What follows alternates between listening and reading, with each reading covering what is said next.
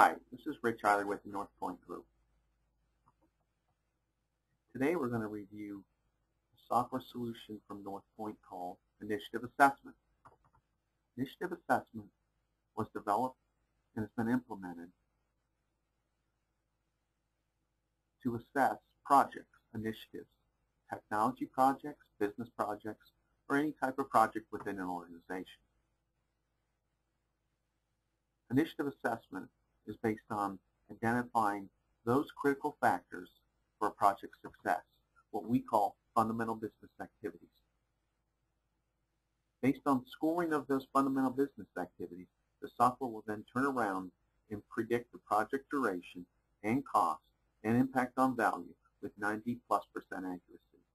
As we call it, where's the current course and speed of this initiative headed? The software is designed to reduce the time and budget overruns, once again based on the prescriptive actions to alter the current course and speed. Value is something that the software will identify. What is the value of doing the initiative? How can I achieve or maximize the value of what I'm doing? All projects have a value associated with performing that particular activity. How can we maximize that value? On this slide, we're going to talk about risk, the two factors of risk.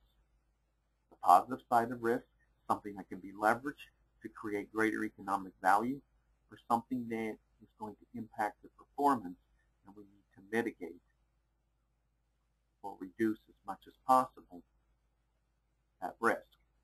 So, risk, I can either miss things I'm supposed to cover, activities, fundamental business activities, or not perform them well, or not even do them because I'm not even aware of them. The software is designed to identify those risks, both from a positive and negative standpoint, and to address these questions. What are the risks? What are the risks? What is their impact? And how do I leverage or minimize their impact? The risk index benchmark that's in front of you identifies from very high risk to best in class. Because the software has been run hundreds of times, we can identify what best in class, the top 7-8% of all initiatives at that stage of the initiative.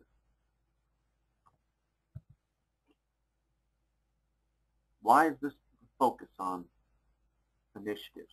Because our research and others' experience has identified that greater than 50% of projects incur at least a 2-time overrun or more on a project. Less than 40% actually achieve the committed functionality and business value that was identified at the beginning. 72 to 80% of failed initiatives are due to a lack of business knowledge. 20 to 28% of the business knowledge to effectively manage those initiatives is frankly missing from the team. 27 to 42% of the critical knowledge required to manage the best in class is missing. And cost and risk grow exponentially over the first 55% of the project's life, when knowledge is typically low.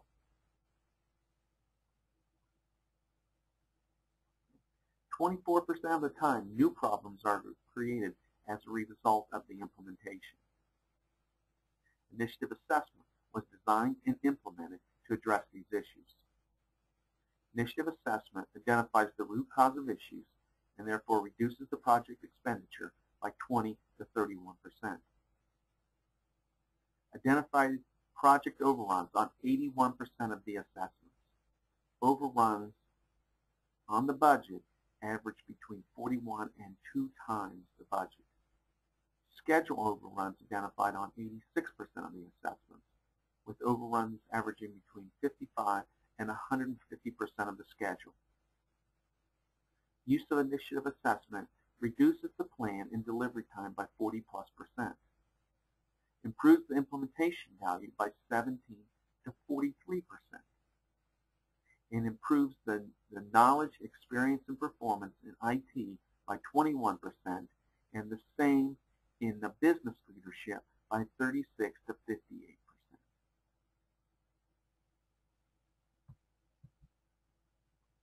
Initiative assessment is made up of software and a database behind it. There are approximately 250 fundamental elements or statements in the software that are comprised of what we call fundamental business activities.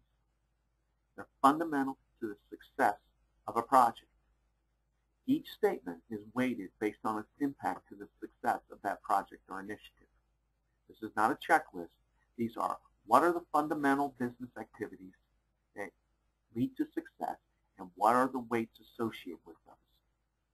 The methodology is complete, it is accurate, and is analytical. Going through the process, the stakeholders score on a consensus basis the statements.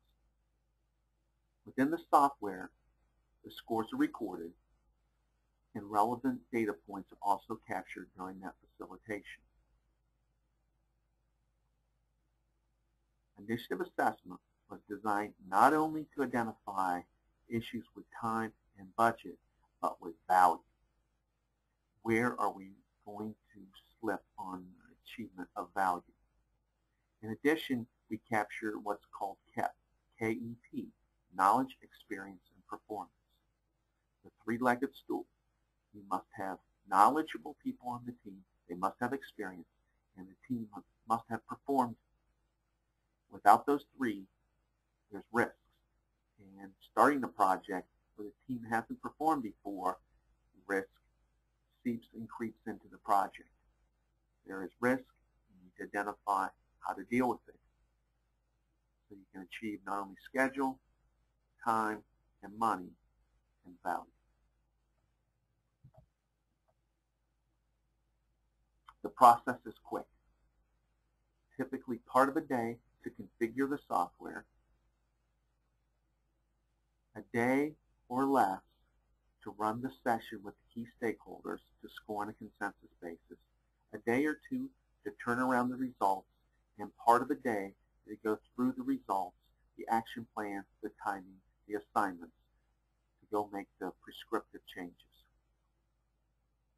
Companies utilizing initiative assessment have limited their budget overruns to 8.6% with strong execution of the prescriptive analytics and insights provided. Once again, the software has been used over 100 times to assess risk on product and process initiatives, and over 70 times to assess SAP and Oracle implementations. The process, once again, very quickly. Value risk assessment session, half day or less, scoring of the fundamental business activities, and the supporting what we call steps, tasks, and processes. So I have fundamental business activity, I have the supporting steps, tasks, and processes. The stakeholders are facilitated through that process by either a NorthPoint person or a business partner. Once again, capturing key discussion points or issues, the scoring on a consensus basis, which brings out those discussion points and issues. Turn around in a day or two and back to the value risk solution session focused on what are the findings, what's the impact, what's the understanding, and the deep buy-in and follow-through across the organization because the stakeholders scored this. The consultants did not score this, the stakeholders. They own the results. Extremely critical for implementation of the changes required. On this slide, you will see an example of a fundamental business activity in a step, task, and process. The top in yellow is the fundamental business activity. In the white, which is scored, is an example of the step, task, and process. That is, required support and service organizations have sufficient knowledge of the dedicated transportation software upgrade, development process, and requirements plan. That statement is scored by the stakeholders on a basis of -4 to +4 on this scale. The scoring scale is provided to everyone throughout the session so they can see how to score each of the statements, once again on a consensus basis. So you can have negative scores, and typically do, if performance is either poor in that area or not done at all. Best in class is the top 6, 7, 8%, depending on the solution. There are a number of indices that are created. First one is to look at the very highest level, technology, marketing, and management. Any project is going to have those three components. Marketing is typically internal and external communications. Management, obviously across the entire project or initiative, and any technology associated with this. The example on this slide shows a client, MNPS, their score compared to best in class. You can see in this example that missing or underperforming communications and management elements are going to create an issue in this project. The next level down, we look at 16 categories of performance metrics. We look at this level so we then know where we want to drill down. Once again, you can have negatives. The focus, the goal, is to be closer to 100%. In this instance, there are a number of opportunities for performance improvement. Significant gaps exist. This next slide just is a greater breakout of the 16 categories. You can see the client score in the white. You can see the maximum performance score in the middle in the dark gray. And then on the far right, you can see their current performance index. By looking at this, once again, we can identify those areas we want to target. So, an example would be, I want to look at the very first one, process management. I should probably look at the bottom one listed here. Project team knowledge of risk assessment as a management process. That's at minus 75%. A drill down underneath all of these is available. We'll take an example on this next slide. In this example, we picked knowledge of the management, administrators, and teachers business process. It's at minus 12.5%. Underneath that are the actual scores of the step, task, and process, what we showed a couple slides ago. In this case, the team scored on a consensus basis, the first one at 1, the next one 0, the next one 1.5, minus 3, minus 3, 1, and 1. So you can see the actual step, task, and process that the team looked at and scored. I'm going to look at another view of this. Now I'm going to take this back to the prescriptive piece and look at what are the activities, what are the steps, tasks, and processes that I actually need to perform to have an impact on the success of this project related to these STPs, steps, tasks, and processes. I'll pick the second, third, and fourth buckets. A detailed analysis for each functional process area impacted by the solution has not been performed. Something that needs to happen. Anticipated financial impact completed at a very high level. Detail is required. Facilitated session on adoption criteria with process owners and key stakeholders has not been completed, an activity that must happen. Another example, value propositions need to be refined as detail is lacking. When you run a session out of the 250 statements, typically half are going to be areas of focus, things that the team is going to want to and need to address. Now, how can I pick and choose which ones have the greatest impact? Back to the previous slide. Where's my current performance? And then what are the skills internally to go and address these areas? And what's the ROI associated with doing it? I'm going to move to the next category. Budget impact by performance category. So I can look at this project and say, based on the scoring, what's the impact to my budget from a percent, from a dollar standpoint? I can also look at the value proposition if they have been defined. If the client has defined value propositions, we can go and score those and identify how they compare to best in class, what areas are not going to achieve their value. Once again, beyond on time, on budget. We talked about KEP, knowledge, experience, and performance.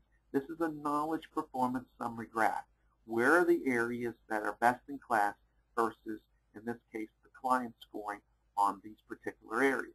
And so you can see at the bottom, quality program, team knowledge within a couple of different areas of this client, management, etc.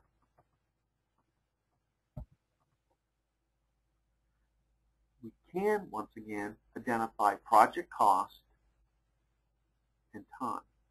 And so in this example, you can see the original plan was $1 million. The cost multiplier, based on the scoring of the statements, comes in at 6.93, meaning the reforecasted plan is going to be almost $7 million.